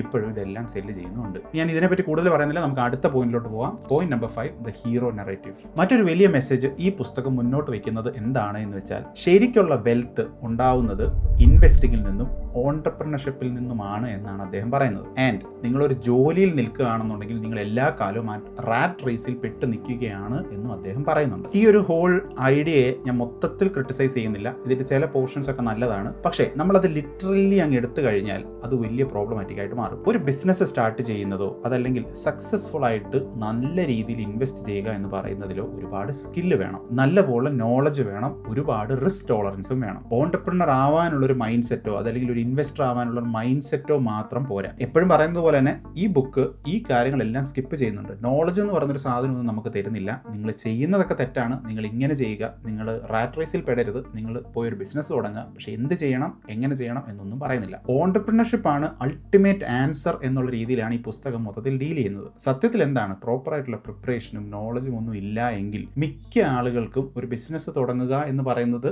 ഒരു ഫൈനാൻഷ്യൽ തന്നെയാണ്. ഈ ഒരു സംഭവത്തിന് ഞാനൊരു കൃത്യമായിട്ടുള്ള എക്സാമ്പിൾ പറഞ്ഞു തരാം. അത് ഈ പുസ്തകത്തിൽ നിന്ന് തന്നെ എടുത്താണ് പറയുന്നത്. അപ്പോൾ ഞാൻ ഓൾറെഡി പറഞ്ഞു, ഇതിനകത്ത് ഈ പുസ്തകത്തിൽ പറയുന്നത് അനുസരിച്ച്, അതായത് നമ്മുടെ റോബർട്ട് കിയോസാക്കിയുടെ അച്ഛൻ, അതായത് ഈ പൂർ ഡാഡ് എന്ന് പറയപ്പെടുന്ന ആള്, അദ്ദേഹം ഒരു ടീച്ചറായിരുന്നു, അതായത് സ്കൂൾ ടീച്ചറായിരുന്നു. അതിനുശേഷം ഡിസ്ട്രിക്ട് ഓഫ് ഹവായിലെ തന്നെ എഡ്യൂക്കേഷൻ്റെ ഹെഡ് ഓഫ് ഡിപ്പാർട്ട്മെന്റ് ആയി മാറി എന്നൊക്കെ ഞാൻ ആദ്യം തന്നെ പറഞ്ഞു. ഈ പുസ്തകത്തിന്റെ തന്നെ തുടക്ക ഭാഗത്തിൽ പല തവണയായിട്ട് ഈ ഇത്രയും ഹാർഡ് വർക്ക് ചെയ്യുന്ന, ഇത്രത്തോളം അച്ചീവ് ചെയ്ത, കമ്മ്യൂണിറ്റിക്ക് വേണ്ടി ഇത്രത്തോളം നല്ല കാര്യങ്ങൾ ചെയ്യുന്ന ആ മനുഷ്യനെ ഫെയിലിയർ ആയിട്ടാണ് ഇവർ വിളിക്കുന്നത്. കാരണം അദ്ദേഹം ഒരു 9 to 5 ജോബ് ചെയ്യുന്നതുകൊണ്ട്. അവിടെ കോൺട്രാസ്റ്റ് ചെയ്ത് റിച്ച് ഡാഡിനെ പറ്റി പറയുന്നത് എന്താണ് എന്ന് വെച്ചാൽ, അദ്ദേഹം ഇൻഡിപെൻഡന്റ് ആണ് എന്നും അദ്ദേഹം ആരുടെയും സ്ലേവ് അല്ല എന്നുമാണ് പറയുന്നത്. ഈ ഒരു ഭാഗമൊക്കെ വായിക്കുന്ന സമയത്ത് എനിക്ക് തോന്നുന്നത് ഇത് വളരെ ടിപ്പിക്കൽ ആയിട്ടുള്ള കുഞ്ഞു പിള്ളേർക്ക് തോന്നുന്ന ഒരു പ്രോബ്ലം ആണ് എന്നാണ്. അതായത് 9ാമത്തെ വയസ്സിലെ ഒരു കുട്ടിക്ക് തൻ്റെ ഫ്രണ്ടായ ഒരു കുട്ടിയുടെ അച്ഛൻ, അദ്ദേഹം കുറച്ചും കൂടെ പൈസ ഉണ്ടാക്കുന്നുണ്ടെങ്കിൽ, അതല്ലെങ്കിൽ അവർ കുറച്ചും കൂടെ വെൽ ഓഫ് ആയിട്ടാണ് ജീവിക്കുന്നതെങ്കിൽ, ഒരു കൊച്ചുകുട്ടിക്ക് തോന്നുന്ന ഒരു അസൂയുണ്ടല്ലോ, അവൻ്റെ വീട്ടിൽ അതുണ്ട്, അവൻ്റെ വീട്ടിൽ ഇതുണ്ട്, നമ്മുടെ വീട്ടിൽ ഇതില്ലല്ലോ എന്നൊക്കെ. ആ തരത്തിലുള്ള വളരെ ചൈൽഡിഷും കുട്ടികൾക്ക് ചെറിയ പ്രായത്തിൽ തോന്നുന്നതുമായിട്ടുള്ള കാര്യങ്ങളൊക്കെ ഇവിടെ ഒരു പുസ്തകത്തിൽ എഴുതി വെച്ചു എന്ന് മാത്രമാണ് എനിക്ക് തോന്നുന്നത്. കാരണം അതിൻ്റെ ഒരു പെർഫെക്റ്റ് എക്സാമ്പിൾ റോബർട്ട് കിയോസാക്കി തന്നെയാണ്. നമുക്ക് റോബർട്ട് കിയോസാക്കിയുടെ തന്നെ ഒരു ഓൺടർപ്രണർഷിപ്പ് ജേർണി ഒന്ന് നോക്കാം. കിയോസാക്കി തന്നെ പറയുന്നത് കിയോസാക്കിയുടെ ആദ്യത്തെ ബിസിനസ് ഒരു നൈലോൺ വെൽക്രോ വാളറ്റിന്റെ ബിസിനസ്സാണ്. അതായത് നമ്മുടെ കയ്യിൽ ഇരിക്കുന്ന ആണുങ്ങളൊക്കെ കൊണ്ട് നടക്കുന്ന തരത്തിലുള്ള ഒരു വാളറ്റിന്റെ ബിസിനസ്സാണ് അദ്ദേഹം തുടങ്ങിയത്. അദ്ദേഹത്തിന് ആദ്യത്തെ ബിസിനസ് തുടങ്ങാൻ ആ ബിസിനസ്സിന് വേണ്ടിയിട്ട് ആദ്യമായിട്ട് പണം കൊടുത്തത് ആരാണ് എന്ന് ഈ പുസ്തകത്തിൽ പറയുന്നില്ല. പക്ഷേ അദ്ദേഹം ആദ്യം എഴുതിയ അദ്ദേഹത്തിന്റെ പുസ്തകത്തിൽ കൃത്യമായിട്ട് പറഞ്ഞിട്ടുണ്ട് അതിന് വേണ്ടിയിട്ട് പണം മുടക്കിയത് അദ്ദേഹത്തിന്റെ ഈ പുവർ ഡാഡായിട്ടുള്ള ആൾ തന്നെയാണ്. പക്ഷെ നമ്മൾ നോട്ട് ചെയ്യേണ്ട കാര്യം, ആ ഒരു കാര്യം ഈ പുസ്തകത്തിൽ എങ്ങും പറഞ്ഞിട്ടില്ല. ഇതിനകത്ത് ഏറ്റവും വലിയൊരു ജോക്ക് എന്താണെന്ന് വെച്ച് കഴിഞ്ഞാൽ അദ്ദേഹത്തിന്റെ ആദ്യത്തെ ബുക്ക്, ആ പുസ്തകത്തിന്റെ പേര് how to be rich and ഹാപ്പിയോ അങ്ങനെ എന്തോ ആയിരുന്നു, ഞാൻ കൃത്യമായിട്ട് ഓർക്കുന്നില്ല. അപ്പോൾ ആ പുസ്തകത്തിൽ ഡെഡിക്കേഷൻ, അതായത് ആ പുസ്തകം ആർക്ക് വേണ്ടി ഡെഡിക്കേറ്റ് ചെയ്യുന്നു എന്ന് പറയുന്ന ഭാഗത്തിൽ അദ്ദേഹം കൃത്യമായിട്ട് പറഞ്ഞിട്ടുണ്ട് അദ്ദേഹത്തിന്റെ ഈ സ്കോളർഷിപ്പ് എടുത്ത് പഠിച്ച, ഇത്രത്തോളം അച്ചീവ് ചെയ്ത, സ്റ്റേറ്റ് ഓഫ് ഹവായിലെ എഡ്യൂക്കേഷൻ ഡിപ്പാർട്ട്മെന്റ് ഹെഡായിട്ടുള്ള, ഇത്രത്തോളം യൂണിവേഴ്സിറ്റിയിൽ പോയി കിടലമായിട്ട് പഠിച്ച അദ്ദേഹത്തിന്റെ അച്ഛന് വേണ്ടി ഇതെല്ലാം ഡെഡിക്കേറ്റ് ചെയ്യുന്നു എന്ന്. അപ്പോൾ അതിൽ നിന്ന് തന്നെ അദ്ദേഹം പറയുന്നത് ഈ കോളേജിൽ പോയി പഠിച്ച ഡിഗ്രിയെയും അദ്ദേഹം ഉണ്ടാക്കിയെടുത്ത റെസ്പെക്റ്റിനെയും അദ്ദേഹം ചെയ്ത ആ ജോലിയും ഒക്കെ ആദ്യത്തെ പുസ്തകം എഴുതിയിരുന്ന സമയത്ത് അദ്ദേഹം ഒരുപാട് റെസ്പെക്ട് ചെയ്തിരുന്നു. പിന്നെ ഈ പുസ്തകം എഴുതുന്ന സമയമായപ്പോഴത്തേക്ക് ഈ റെസ്പെക്റ്റ് എല്ലാം നഷ്ടപ്പെട്ടു, നമുക്ക് മനസ്സിലാവുന്നില്ല. അതവിടെ നിൽക്കട്ടെ, നമുക്ക് റോബർട്ട് കിയോസാക്കിയുടെ ആദ്യത്തെ ബിസിനസ്സിലേക്ക് തന്നെ വരാം. അപ്പോൾ ആ ബിസിനസ്സിൽ അദ്ദേഹത്തിന്റെ അച്ഛനാണ് പൈസ ആദ്യം ഇൻവെസ്റ്റ് ചെയ്തത് എന്ന് റോബർട്ട് കിയോസാക്കി ആ പുസ്തകത്തിൽ പറയുന്നുണ്ട്. പക്ഷേ എത്ര രൂപയാണ് ഇൻവെസ്റ്റ് ചെയ്തതെന്ന് ആ പുസ്തകത്തിൽ പറയുന്നില്ല. പക്ഷേ ഒരു 2-3 വർഷങ്ങൾക്ക് മുമ്പ് നടന്ന ഒരു പോഡ്കാസ്റ്റിൽ റോബർട്ട് കിയോസാക്കി വന്നിട്ട് ഇത് $100,000 ആയിരുന്നു അന്ന് അദ്ദേഹത്തിന്റെ പുവർ ഡാഡ് ആദ്യത്തെ ബിസിനസ് തുടങ്ങാനായിട്ട് കൊടുത്തത് എന്ന് പറയുന്നുണ്ട്. 1970-കളിൽ $100,000 ആണ് ഈ പുവർ ഡാഡ് റോബർട്ട് കിയോസാക്കിക്ക് കൊടുത്തതെന്ന്. അദ്ദേഹത്തിന്റെ അച്ഛൻ ഈ പണം എങ്ങനെയാണ് കണ്ടെത്തിയത് എന്ന് വെച്ചാൽ അദ്ദേഹത്തിന്റെ തന്നെ വീടിന്റെ മോർട്ട്ഗേജ്, ആ മോർട്ട്ഗേജ് ടോപ്പ് അപ്പ് ചെയ്തിട്ടാണ്. ഈ മോർട്ട്ഗേജ് ടോപ്പ് അപ്പ് ചെയ്യുക എന്ന് വെച്ച് കഴിഞ്ഞാൽ നമ്മൾ ഓൾറെഡി ഇപ്പോൾ ഒരു $100,000 ഒരു വീട് വാങ്ങിച്ചിട്ടുണ്ടെങ്കിൽ 5 വർഷം കഴിയുമ്പോൾ ആ വീടിൻ്റെ വാല്യൂ കൂടും. അപ്പോൾ നമ്മൾ ബാങ്കിനോട് എന്ന് പറയുകയാണ് എൻ്റെ വീടിൻ്റെ വാല്യൂ ഇപ്പോൾ കൂടിയിട്ടുണ്ടെന്ന് പറഞ്ഞാൽ ചിലപ്പോൾ അവർ $50,000 കൂടെ തരും. ആ $50,000 നമുക്ക് വേണമെന്നുണ്ടെങ്കിൽ ആ വീട് റെനോവേറ്റ് ചെയ്യാനോ അതല്ലെങ്കിൽ വേറെ ഏതെങ്കിലും ഒരു വീടിൻ്റെ ഡൗൺ പേയ്മെൻറ്റ് കൊടുക്കാനോ ഒക്കെ നമുക്ക് യൂസ് ചെയ്യാം. അങ്ങനെ ചെയ്യുന്ന ആളുകളൊക്കെ ഉണ്ട്. അപ്പോൾ അതാണ് അങ്ങനെ അദ്ദേഹത്തിൻ്റെ വീടിൻ്റെ മോർട്ട്ഗേജ് ടോപ്പ് അപ്പ് ചെയ്തിട്ടാണ് ഈ $100,000 റോബർട്ട് കിയോസാക്കിക്ക് ഈ പുവർ ഡാഡ് കൊടുത്തത്. 1977 തുടങ്ങിയ ഈ ബിസിനസ് 1981 തന്നെ പൊട്ടി. അങ്ങനെ നോക്കുകയാണെന്നുണ്ടെങ്കിൽ പലപ്പോഴും ഈ പുസ്തകത്തിൽ പുവർ ഡാഡ് മണി മാനേജ് ചെയ്യുന്നത് വളരെ മോശമായിട്ടാണ്, അദ്ദേഹത്തിന് പുവർ മൈൻഡ് സെറ്റാണ്, അദ്ദേഹം മണിയുടെ കാര്യത്തിൽ മോശം ഡിസിഷൻ എടുക്കും എന്നൊക്കെ പറഞ്ഞിട്ടുണ്ടെങ്കിൽ എനിക്ക് തോന്നുന്നത് അദ്ദേഹം ചെയ്ത ഏറ്റവും വലിയ മിസ്റ്റേക്ക് റോബർട്ട് കിയോസാക്കിയുടെ ബിസിനസ്സിൽ ഈ വീട് വരെ പണയം വെച്ച് പോയി ഇൻവെസ്റ്റ് ചെയ്തതായിരിക്കണം. അതല്ലാതെ ഈ പുസ്തകം നമ്മൾ എവിടെ വായിച്ചു നോക്കിയാലും അദ്ദേഹം വലിയൊരു മിസ്റ്റേക്ക് ചെയ്തതായിട്ടും കാണുന്നില്ല. റോബർട്ട് കിയോസാക്കി ചെയ്ത ഒരുപാട് മിസ്റ്റേക്കുകൾ നമുക്ക് കാണാനും സാധിക്കും. നമ്മളെപ്പോലുള്ള സാധാരണക്കാർക്ക് ഈ ഒരു സ്റ്റോറിയിൽ നിന്ന് പഠിക്കാൻ പറ്റുന്ന കാര്യം എന്താണ്? നേരെ വീട്ടിൽ പോവുക, വീടിൻ്റെ ആധാരം എടുത്ത് പണയം വെച്ച് ഒരു ബിസിനസ് സ്റ്റാർട്ട് ചെയ്യുക, ആ ബിസിനസ് പൊട്ടിയാൽ വീട്ടിലിരിക്കുന്ന എല്ലാവരെയും വഴിയിലിറക്കി വിടുക, അതിനുശേഷം 20 വർഷം കഴിഞ്ഞൊരു പുസ്തകം എഴുതുക. വളരെ സിമ്പിൾ, പണം ഉണ്ടാക്കാൻ എളുപ്പമാണ്. ഞാനിത് തമാശയായിട്ട് പറയുന്നതല്ല. ഈ ബിസിനസ് എന്ന് പറയുന്നത് അത്രത്തോളം എളുപ്പമായിട്ട് എല്ലാവരും ചെയ്യേണ്ടതാണ്. ഇതാണ് അൾട്ടിമേറ്റ് ആൻസർ എന്ന് പറയുന്നത് വൻ ലെവലിൽ മിസ്ലീഡിംഗ് ആയിട്ടുള്ള സംഭവമാണ്. ഫിനാൻഷ്യലി ഫ്രീ ആവാൻ എല്ലാ ആളുകൾക്കും ബിസിനസ് തുടങ്ങണം എന്ന് നിർബന്ധമൊന്നുമില്ല. വളരെ സിമ്പിൾ ആയിട്ടുള്ള കൺസിസ്റ്റന്റ് ആയിട്ടുള്ള ഇൻവെസ്റ്റിംഗ് കൊണ്ടും സ്റ്റേബിൾ ഇൻകം കൊണ്ടും സ്മാർട്ട് ആയിട്ടുള്ള ഫിനാൻഷ്യൽ പ്ലാനിങ് കൊണ്ടും ഒരു 70% ആളുകൾക്കും അവർക്ക് വേണ്ട രീതിയിലുള്ള ഫിനാൻഷ്യൽ സ്റ്റെബിലിറ്റി കൊണ്ടുവരാൻ സാധിക്കും. പിന്നെ ഓരോ ആളുകൾക്കും അവർ അംബീഷ്യസ് ആയിട്ട് അവർക്ക് എത്രത്തോളം വെൽത്ത് വേണം എന്ന് അവരുടെ മനസ്സിൽ തീരുമാനിച്ചിട്ടുണ്ട് എന്നതിൽ ഡിപ്പെൻഡ് ചെയ്തിരിക്കും. പക്ഷേ ഈ ബുക്ക് തരുന്ന ഒരു ബ്ലാക്ക് ആൻഡ് വൈറ്റ് മെസ്സേജ് എന്താണെന്ന് വെച്ച് കഴിഞ്ഞാൽ ഈ ജോബ് എന്ന് പറയുന്നത് വളരെ തെറ്റായിട്ടുള്ള സംഭവമാണ് എന്നും ബിസിനസ് എന്ന് പറയുന്നത് ഫ്രീഡമാണ് എന്നുമാണ്. ഇത് കംപ്ലീറ്റ്ലി അൺറിയലിസ്റ്റിക് ആയിട്ടുള്ള സംഭവമാണ്. ഇത് മാത്രമല്ല, മറ്റൊരു കാര്യം ഞാൻ പറയുകയാണെന്നുണ്ടെങ്കിൽ ഈ പുസ്തകം എഴുതുന്നത് 1997 ഇന്നിപ്പോൾ 2025 1997 അദ്ദേഹം 2025 നടക്കാൻ പോകുന്ന കാര്യങ്ങളൊക്കെ പ്രെഡിക്റ്റ് ചെയ്ത് അതനുസരിച്ച് ഈ പുസ്തകം എഴുതണം എന്ന് വെച്ചാൽ അത് ഒരിക്കലും നടക്കില്ല. നമ്മൾ അങ്ങനെ അദ്ദേഹത്തെ കുറ്റം പറഞ്ഞിട്ട് കാര്യമില്ല. പക്ഷെ കണക്കുകൾ പറയുന്നത് 1990-കളിൽ റിയൽ എസ്റ്റേറ്റ് എന്ന് പറയുന്നത് കുറച്ചും കൂടി അഫോർഡബിൾ ആയിട്ടൊരു ഗെയിം ആയിരുന്നു. വളരെ മോഡസ്റ്റ് ആയിട്ടുള്ള ഇൻകം ഉള്ള ഒരാൾക്ക് പോലും റിയൽ എസ്റ്റേറ്റിൽ എൻ്റർ ചെയ്യാനും സാധിക്കുമായിരുന്നു. അവർക്ക് മോശമില്ലാത്ത സ്ട്രോങ് ആയിട്ടുള്ള റിട്ടേൺസും കിട്ടുമായിരുന്നു. പക്ഷെ ആ ഒരു സെയിം സെനാരിയോയിലുള്ള ഒരു വേൾഡിലല്ല നമ്മൾ ഇന്ന് താമസിക്കുന്നത്. ഒരു റിയൽ എസ്റ്റേറ്റ് ബിസിനസ് തുടങ്ങുക എന്ന് പറയുന്നതോ അതല്ലെങ്കിൽ വെറും ഒരു റിയൽ എസ്റ്റേറ്റ് ലാൻഡ് മേടിക്കുക, സ്വന്തമായിട്ടൊരു ലാൻഡ് മേടിക്കുക എന്നതോ അതല്ലെങ്കിൽ ഒരു ബിസിനസ് തുടങ്ങുക എന്നത് പോലും ഇന്നത്തെ ഒരു സെനാരിയോയിൽ റിസ്ക്കും വളരെ കൂടുതലാണ്, ക്യാപിറ്റലും നല്ല രീതിയിൽ ഇൻവോൾവ് ആയ ഒരു പരിപാടിയാണ്. അപ്പോൾ അതുകൊണ്ട് തന്നെ അത് വലിയൊരു ശതമാനം ആളുകൾക്കും റീച്ച് ചെയ്യാൻ പറ്റാത്ത കാര്യവുമാണ്. അപ്പോൾ അതുകൊണ്ട് തന്നെ ഇന്ന് ഈ പുസ്തകത്തിൽ പറഞ്ഞ പല കാര്യങ്ങളും ഒരാൾ ഫോളോ ചെയ്യാൻ ശ്രമിച്ചാൽ അവർ കൂടുതൽ പ്രോബ്ലത്തിലോട്ടായിരിക്കും ചെന്ന് വീഴാൻ പോകുന്നത്. ഇനി അവസാനമായി അവസാനമായിട്ട് നമുക്ക് റോബർട്ട് കിയോസാക്കിയുടെ ക്രെഡിബിലിറ്റിയെ പറ്റി മനസ്സിലാക്കാൻ ശ്രമിക്കാം. ആദ്യം തന്നെ 80s-ലും 70s-ലും ഒക്കെ ഇദ്ദേഹം ഒരുപാട് റിയൽ എസ്റ്റേറ്റ് പ്രോപ്പർട്ടീസ് അക്വയർ ചെയ്തു എന്ന് ഈ പുസ്തകത്തിൽ പല സ്ഥലത്തും പറയുന്നുണ്ടെങ്കിലും ഫോർബ്സ് റിപ്പോർട്ട് ചെയ്ത പ്രകാരം അങ്ങനെ ഒരു വലിയ വെൽത്ത് ഈ ബുക്ക് പബ്ലിഷ് ചെയ്യുന്നത് വരെ അദ്ദേഹം അക്യുമുലേറ്റ് ചെയ്തതായിട്ട് ഒരു ഡോക്യുമെന്റേഷനും കാണാൻ സാധിക്കുന്നില്ല എന്നാണ്. അദ്ദേഹത്തിന്റെ തന്നെ വെബ്സൈറ്റിൽ അദ്ദേഹം പറയുന്നുണ്ട് 1984 അദ്ദേഹം കംപ്ലീറ്റ് ആയിട്ട് ബ്രോക്ക് ആയിരുന്നു എന്ന്. ഒരു ബീറ്റപ്പ് ടൊയോട്ട സിലിക്കയിലായിരുന്നു അദ്ദേഹം ഉറങ്ങിയതെന്നും അദ്ദേഹത്തിന്റെ വെബ്സൈറ്റിൽ തന്നെ പറയുന്നുണ്ട്. ഇനി ഇതിനേക്കാളൊക്കെ വലിയ ഒരു ജോക്ക് ഞാൻ പറയാം. റോബർട്ട് കിയോസാക്കിയുടെ വിക്കിപീഡിയ നമ്മളെടുത്ത് നോക്കിയാൽ ഇത് ഇപ്പോഴും നിങ്ങൾക്ക് കാണാം. 1974 റോബർട്ട് കിയോസാക്കി മാർഷൽ തർബർ എന്ന് പറയുന്ന ഒരാളുടെ മണി ആൻഡ് യു എന്ന് പറയുന്ന ഒരു കോഴ്സ് എടുത്ത് പഠിക്കാനായിട്ട് പോയിരുന്നു 1974. പക്ഷേ ഈ കോഴ്സ് ഒക്കെ എടുത്ത് പഠിച്ച് അതിനുശേഷം അദ്ദേഹം ചെയ്ത ബിസിനസ്, എനിക്ക് തോന്നുന്നു അതാണെന്ന് തോന്നുന്നു അദ്ദേഹത്തിന്റെ ആ വെൽക്രോ വാളറ്റിന്റെ ബിസിനസ്, ആ ബിസിനസ് ഒക്കെ പൊളിഞ്ഞു. അതിനുശേഷം 1984 അദ്ദേഹം ഈ ഇൻസ്റ്റിറ്റ്യൂട്ടിൽ തന്നെ മോട്ടിവേഷണൽ സ്പീക്കറായിട്ട് ജോയിൻ ചെയ്യുന്നു. അവിടെ എങ്ങനെ പണം ഉണ്ടാക്കണം എന്ന് പഠിപ്പിക്കുന്ന ജോലി കുറെ നാൾ അദ്ദേഹം ചെയ്തിരുന്നു. അതായത് 1974 ഈ കോഴ്സ് എടുത്ത് അതിനുശേഷം ബിസിനസ് ചെയ്ത് ആ ബിസിനസ് പൊട്ടി 1984 ആ കമ്പനിയിൽ തന്നെ എങ്ങനെ പണം ഉണ്ടാക്കാം എന്ന ആളുകളെ പഠിപ്പിച്ചു കൊടുക്കുന്ന ജോലി ഇദ്ദേഹം ചെയ്തിരുന്നു. ഇനി വിക്കിപീഡിയയാണ് ഇത് പറയുന്നത്. വിക്കിപീഡിയ പറയുന്നത് നമ്മൾ വിശ്വസിക്കുന്നില്ല എന്നങ്ങ് വെക്കുക. ഞാൻ പറഞ്ഞില്ല, കുറച്ച് വർഷങ്ങൾക്ക് മുമ്പ് അദ്ദേഹം ഒരു പോഡ്കാസ്റ്റ് ചെയ്തിരുന്നു. ആ പോഡ്കാസ്റ്റിൽ വളരെ ബ്ലേറ്റന്റ് ആയിട്ട് ഈ ചോദ്യം അദ്ദേഹത്തിന്റെ മുഖത്ത് നോക്കി ചോദിക്കുന്നുണ്ട്. ആ പോഡ്കാസ്റ്റിന്റെ ലിങ്ക് ഞാൻ ഡിസ്ക്രിപ്ഷനിൽ താഴെ കൊടുക്കാം. 34ാമത്തെ മിനിറ്റ് തൊട്ടൊന്ന് കണ്ടു നോക്കിയാൽ മതി. അപ്പൊ അദ്ദേഹത്തിനോട് ചോദിക്കുന്ന ചോദ്യം, നിങ്ങൾ ഇതേപോലെ 2 ബിസിനസ് തുടങ്ങി, ഈ 2 ബിസിനസ്സും പൊളിഞ്ഞു, അതിനുശേഷം ഈ കമ്പനിയിൽ വന്നിട്ട് നിങ്ങൾ മറ്റുള്ള ആളുകളെ പണം ഉണ്ടാക്കാൻ പഠിപ്പിക്കുന്നത് അതെങ്ങനെയാണ്, അതിനുള്ള ക്വാളിഫിക്കേഷൻ നിങ്ങൾക്ക് ഇല്ലല്ലോ എന്ന് ചോദിക്കുന്നുണ്ട്. അപ്പൊ അദ്ദേഹം ആദ്യം കുറെ നേരം ഇങ്ങനെ തപ്പിത്തടഞ്ഞൊക്കെ നിന്നിട്ട് എങ്ങനെ മിസ്റ്റേക്കിൽ നിന്ന് പഠിക്കാം എന്നായിരുന്നു ഞാൻ അവിടെ പഠിപ്പിച്ചുകൊണ്ടിരുന്നത് എന്നാണ് അദ്ദേഹം ആ പോഡ്കാസ്റ്റിൽ തന്നെ പറയുന്നത്. നിങ്ങൾക്ക് സംശയം ഉണ്ടെങ്കിൽ പോയി കയറി കേട്ടു നോക്കാം. എനിക്ക് ആ ഒരു സംഭവം വളരെ കൺവിൻസിംഗ് ആയിട്ട് തോന്നിയില്ല. 1-2 ബിസിനസ് ചെയ്ത് പൊളിഞ്ഞു പോയ ഒരാൾ എങ്ങനെ മറ്റുള്ളവർക്ക് ബിസിനസ് ചെയ്യാം, എങ്ങനെ പണം ഉണ്ടാക്കാമെന്ന് പഠിപ്പിച്ചു കൊടുക്കുക എന്ന് പറയുന്നത് അത്ര ഒരു കൺവിൻസിംഗ് ആയിട്ടുള്ള സംഭവമായിട്ട് തോന്നിയില്ല. ഇനി ഇതെല്ലാം പോട്ടെ, ഈ ഇന്റർവ്യൂവിൽ തന്നെ അദ്ദേഹം പറയുന്നുണ്ട് ഈ കമ്പനിയുമായിട്ട് തനിക്ക് മറ്റ് ബന്ധങ്ങളൊന്നും ഇല്ലായിരുന്നു, ഈ കമ്പനിയിൽ താൻ വെറും ഒരു ടീച്ചർ ആയിരുന്നു എന്ന് റോബർട്ട് കിയോസാക്കി തന്നെ പറയുന്നുണ്ട്. പക്ഷേ നമ്മൾ നേരെ Amazon.com കയറിയിട്ട് അദ്ദേഹത്തിന്റെ ഏതെങ്കിലും ഒരു പുസ്തകം വാങ്ങിക്കാനായിട്ട് കയറുക, റിച്ച് ഡാഡ് പുവർ ഡാഡോ വേറെ ഏതെങ്കിലും ഒരു പുസ്തകം വാങ്ങിക്കാനായിട്ട് കയറുമ്പോൾ അബൌട്ട് ദ ഓതർ എന്ന് പറയുന്ന അവിടെ ഒരു സെക്ഷൻ ഉണ്ട്. ആ സെക്ഷൻ ഒന്ന് കയറി വായിച്ചു നോക്കുക. അവിടെ ഇപ്പോഴും പറയുന്നത് 1985 ഈ മണി ആൻഡ് യു എന്ന് പറയുന്ന കോഴ്സ് സെല്ല് ചെയ്തുകൊണ്ടിരുന്ന കമ്പനിയുടെ ഫൗണ്ടർ ഇദ്ദേഹമാണ് എന്നാണ്, അതായത് റോബർട്ട് കിയോസാക്കി ആണ് എന്നാണ്.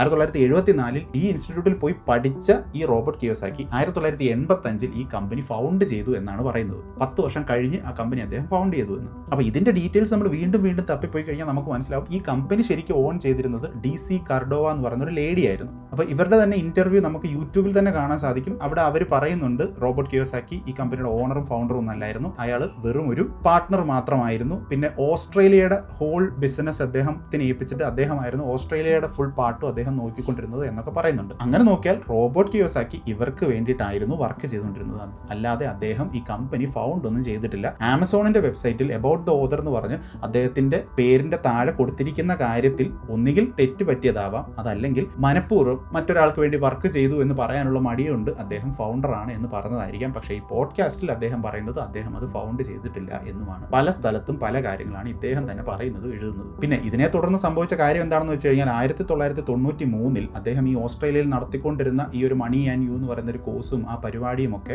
ഒരു ഹിഡൻ ക്യാമറ ഇൻവെസ്റ്റിഗേഷൻ ടീം വന്നിട്ട് ഇവർ ആളുകളെ ഫോഴ്സ് ചെയ്ത് ആളുകൾക്ക് ഇതൊക്കെ സെല്ല് ചെയ്യുന്നതും ആളുകൾക്ക് ഇതുകൊണ്ട് ഒരു ഗുണവും ഉണ്ടാവുന്നില്ല എന്നും ഫ്രീ ആയിട്ട് കിട്ടുന്ന റിസോഴ്സസ് ഒക്കെ എടുത്താണ് ഇവിടെ ഇത്രയും ആയിരക്കണക്കിന് ഡോളർ വാങ്ങിച്ചിട്ട് ഇവർക്ക് പഠിപ്പിച്ചു കൊടുക്കുന്നത് എന്നൊക്കെ പറഞ്ഞ് വലിയൊരു ഇൻവെസ്റ്റിഗേഷൻ ഇവർക്കെതിരെ നടക്കുകയും ഈ കംപ്ലീറ്റ് കമ്പനി പൂട്ടിപ്പോവുകയും ചെയ്തു 1993. ഈ സെമിനാറും കോഴ്സും ഒക്കെ വിറ്റ് തന്നെയാണ് അദ്ദേഹം ഈ പൈസ മുഴുവൻ ഉണ്ടാക്കിയത് എന്ന് വളരെ പ്രോമിനൻ്റ് ആയിട്ടുള്ള ഒരു ആർഗ്യുമെൻറ്റും ഉണ്ട്.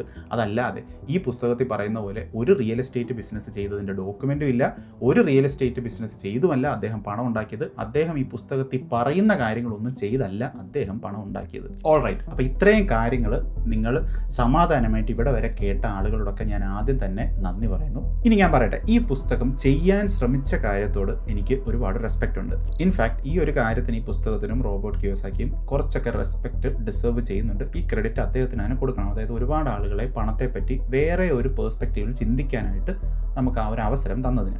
ചോദ്യങ്ങൾക്കുള്ള ഉത്തരവൊന്നും ഈ പുസ്തകം പറഞ്ഞു തരുന്നില്ല എങ്കിലും അങ്ങനെ ഒരു ഡോർ ഉണ്ട് എന്നും ആ ഡോർ വഴി നിങ്ങൾക്ക് മുന്നോട്ട് യാത്ര ചെയ്യാമെന്നും കാണിച്ചു തന്നത് ഒരു നല്ല കാര്യമായിട്ട് കാണുന്നു. പിന്നെ ഞാൻ നേരത്തെ പറഞ്ഞ പോലെ ഇവിടെ ഇദ്ദേഹം പറയുന്ന ഒരുപാട് സ്റ്റോറീസ് ഉണ്ടല്ലോ. ഈ സ്റ്റോറീസ് എല്ലാം നമ്മൾ കേൾക്കുന്ന സമയത്ത് തന്നെ കുറച്ചൊക്കെ ചിന്തിക്കാൻ കഴിവുള്ള ആളുകൾക്ക് ഇതെല്ലാം കുക്ക്ഡ് അപ്പ് സ്റ്റോറിയാണെന്ന് മനസ്സിലാകും. ഞാൻ ഒരുപാട് എക്സാമ്പിൾ ഓൾറെഡി ഇപ്പം തന്നെ പറഞ്ഞു. പക്ഷേ ക്വിക്കായിട്ട് ഞാൻ ഒരു കാര്യം കൂടെ പറയാം. ഈ പുസ്തകത്തിൽ ഒരു സ്ഥലത്ത് വെച്ച് പറയുന്നുണ്ട് 1950 rich dad gold standard end ചെയ്യാൻ പോകുന്ന കാര്യം കൃത്യമായിട്ട് പ്രെഡിക്റ്റ് ചെയ്യുന്നുണ്ട് എന്ന്. ഗോൾഡ് സ്റ്റാൻഡേർഡ് എന്ന് പറഞ്ഞാൽ നമ്മുടെ $US ഗോൾഡുമായിട്ട് പെഗ് ചെയ്ത് വെച്ചിരിക്കുന്ന സിസ്റ്റം 1971 നിർത്തലാക്കി. 1971 നടക്കാൻ പോകുന്ന ഈ സംഭവം 1950 തന്നെ റിച്ച് ഡാഡ് പ്രെഡിക്റ്റ് ചെയ്തു എന്ന് പറയുന്നുണ്ട്. അതൊന്നും ഒട്ടും നമുക്ക് അബ്സോർബ് ചെയ്യാൻ പറ്റാത്ത തരത്തിലുള്ള പ്രഡിക്ഷനും കുക്ക്ഡ് അപ്പ് സ്റ്റോറീസുമാണ്. പക്ഷേ ഈ ഒരു കാര്യത്തിന് ഞാൻ തന്നെ പറയുന്ന ഒരു ആർഗ്യുമെന്റ് എന്താണെന്ന് വെച്ച് കഴിഞ്ഞാൽ, ഇതേപോലെ ഒരു പുസ്തകം എഴുതുന്ന സമയത്ത് for the sake of story telling ഒരുപാട് കുക്ക്ഡ് അപ്പ് സ്റ്റോറീസും ഇല്ലാത്ത കഥകളും പറഞ്ഞു എന്ന് വരാം. അത് ഓരോ ആളുകളുടെ പ്രിഫറൻസ് ആണ്. നടന്ന കാര്യങ്ങൾ മാത്രം പറഞ്ഞ് ഒരു പുസ്തകം എഴുതണം എന്ന് നിർബന്ധമൊന്നുമില്ല, എസ്പെഷ്യലി ഇതേപോലെ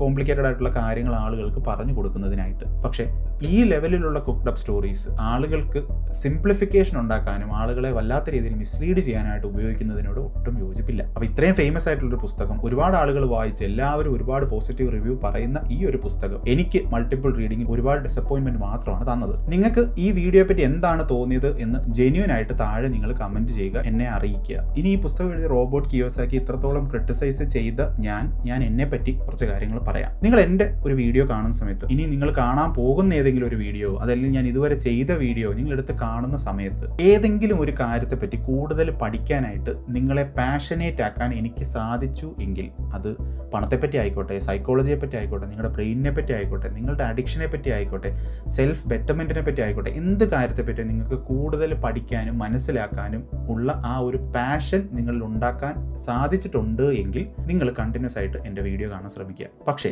ഞാൻ ഇതൊന്നും നിങ്ങൾക്ക് ഉണ്ടാക്കാൻ ശ്രമിക്കുന്നില്ല. ഞാൻ വെറുതെ ഫിയർ മാത്രമാണ് നിങ്ങളിലേക്ക് കൊണ്ടുവന്നുകൊണ്ടിരിക്കുന്നത്. അയ്യോ നിങ്ങൾ ഇൻവെസ്റ്റിംഗ് ചെയ്തില്ലേ ഇതുവരെ, അയ്യോ നിങ്ങൾ അത് ചെയ്തില്ലേ, നിങ്ങൾ സോഷ്യൽ മീഡിയയിൽ നിങ്ങളുടെ ബ്രെയിൻ തകർന്നു പോകും എന്നൊക്കെ പറഞ്ഞിട്ട് നിങ്ങൾ ഫിയർ ആണ് ഞാൻ സെല്ല് ചെയ്യാൻ ശ്രമിക്കുന്നത് എങ്കിൽ നിങ്ങൾ എന്നെ മാത്രമല്ല വേറെ ഏതൊരു കോസെല്ലറിനെയും ഏതൊരു യൂട്യൂബറിനെയും ഏതൊരു അഫീച്ചറിയാനെയും ഏതൊരു കിയോസാക്കിയും ഇഗ്നോർ ചെയ്യണം. അപ്പോൾ ഇത്രയൊക്കെ പറഞ്ഞപ്പോൾ സ്വാഭാവികമായിട്ട് വരുന്നൊരു സംശയം ഉണ്ടായിരിക്കും, ഈ പുസ്തകം അല്ലെങ്കിൽ വേറെ ഏതെങ്കിലും പുസ്തകം ഉണ്ടോ കുറച്ചും കൂടെ ഒന്ന് ബെറ്റർ ആയിട്ട് ഫിനാൻസിനെ പറ്റിയും കൂടുതൽ അച്ചീവ് ചെയ്യുന്നതിനെ പറ്റിയും പണം ഉണ്ടാക്കുന്നതിനെ പറ്റിയൊക്കെ പഠിക്കാനുള്ള ബെറ്റർ ആയിട്ടുള്ള പുസ്തകം ഉണ്ടോ എന്ന് ചോദിച്ചു കഴിഞ്ഞാൽ, അങ്ങനെ ആവശ്യമുള്ളവരുണ്ടെങ്കിൽ എനിക്ക് ഏറ്റവും ഫേവറേറ്റ് ആയിട്ടുള്ള പുസ്തകങ്ങൾ ഞാൻ കംപ്ലീറ്റ് ഇതേപോലത്തെ വളരെ ലോങ് റിവ്യൂസും അതിൽ നിന്ന് ഞാൻ പഠിച്ച കാര്യങ്ങളൊക്കെ ഞാൻ സംസാരിക്കാൻ എനിക്ക് ഒരുപാട് ഇൻട്രസ്റ്റഡ് ആണ്. ആവശ്യമുണ്ടെങ്കിൽ താഴെ കമന്റ് ചെയ്യുക, നമുക്ക് തീർച്ചയായിട്ടും അങ്ങനെ ഒരു കാര്യം ചെയ്യാം. അപ്പോൾ ഞാൻ പറഞ്ഞ കാര്യം മറക്കണ്ട, നിങ്ങളുടെ ഉള്ളിലുള്ള ആ പാഷൻ അതിനെ ഇംപ്രൂവ് ചെയ്യാനായിട്ട് ഞാൻ ഹെൽപ്പ് ചെയ്യുന്നുണ്ടെങ്കിൽ തുടർന്ന് എൻ്റെ വീഡിയോ കാണുക. എൻ്റെ വീഡിയോസ് കാണുന്നതിൽ നിന്ന് നിങ്ങൾക്ക് കൂടുതൽ ഫിയർ ആണ് ഉണ്ടാകുന്നതെങ്കിൽ തീർച്ചയായിട്ടും ഇഗ്നോർ ചെയ്യാനും ശ്രമിക്കുക. അടുത്ത വീഡിയോയിൽ കാണാം.